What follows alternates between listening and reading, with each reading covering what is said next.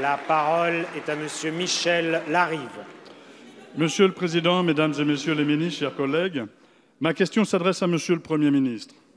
Monsieur le Premier ministre, je salue votre talent de négociateur. Dans la manifestation d'aujourd'hui, vous avez réussi à rassembler tous les syndicats dans un front uni contre votre politique. La chose est assez rare pour qu'elle puisse être signalée. Selon la loi Roland de 1938, réaffirmée en 1997, 3 principes fondent le service public. La mutabilité, afin de mieux servir l'intérêt général, la continuité pour assurer le service public sans interruption sur tout le territoire, et l'égalité qui impose les notions de neutralité et de laïcité dans le traitement. Seul le statut des fonctionnaires peut garantir l'effectivité de ces missions. Or, votre plan d'austérité prévoit la suppression de 120 000 postes de fonctionnaires et des recours massifs aux contractuels. C'est l'un des plus grands plans sociaux que connaîtra notre pays dans les prochaines années. Et il est organisé par votre gouvernement. Pourtant, c'est bien le contraire qu'il faudrait faire, embaucher des fonctionnaires pour gérer convenablement notre service public, qui est, je vous le rappelle, le patrimoine de ceux qui n'en ont pas.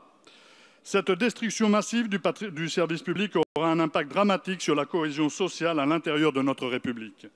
Vous grandissez le peuple des invisibles. Les Françaises et les Français veulent croire en un service public garant de la solidarité nationale. Détruire le service public, c'est priver les Français d'un quart de leur consommation de biens et de services. La moitié pour les plus pauvres. Les Françaises et les Français prennent conscience de l'ampleur de la catastrophe sociale qui s'annonce.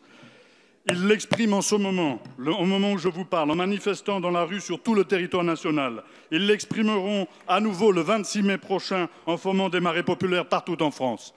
Monsieur le Premier ministre, jusqu'où irez-vous dans la casse de notre modèle social ? Monsieur le député, la parole est à Monsieur Olivier Dussopt, secrétaire d'État auprès du ministre de l'Action et des Comptes publics. Merci, Monsieur le Président. Monsieur le député, d'abord, vous remercier d'avoir rappelé les principaux fondamentaux du statut. Vous avez parlé de la mutabilité, vous avez parlé de l'égalité, vous avez parlé de la laïcité, vous avez parlé de la permanence du service public. Ce sont des points sur lesquels nous vous rejoignons, puisque nous vous l'avons dit. Le Premier ministre l'a dit le 1er février, lors du comité interministériel de la transformation publique.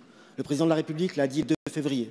Gérald Darmanin et moi-même avons l'occasion de le dire et de le répéter à chaque fois que nous rencontrons les organisations syndicales. Nous ne remettons pas en cause le statut. Nous ne remettons pas en cause le statut. Nous voulons l'adapter, nous voulons le moderniser. Nous voulons faire en sorte que la fonction publique et à travers elle l'administration soit plus forte et plus efficace pour affronter les mutations, les évolutions qu'elle doit connaître.